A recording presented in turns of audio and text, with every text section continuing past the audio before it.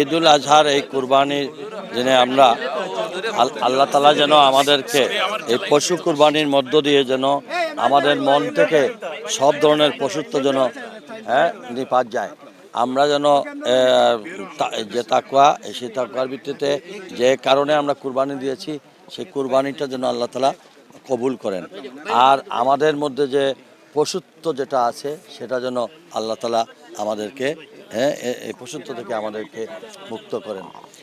সেই সাথে আমি অনুরোধ করব আমাদের দেশে প্রবাসে বর্তমানে এখানে যারা কুরবানি দিবেন বর্জ্যগুলো যাতে ড্রেনে বা রাস্তাঘাটে না ফেলে নির্দিষ্ট জায়গায় ফেলে দিবেন।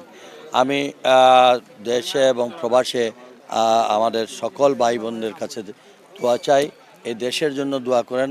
আল্লাহ তাআলা যেন আমাদেরকে সকল ধরনের হিংসা বিদ্বেষ সব কিছু পরিহার করে ঐক্যবদ্ধভাবে এই দেশটা আমাদের সকলের সম্মিলিতভাবে এই দেশটাকে যেন সামনের দিকে নিয়ে যাই।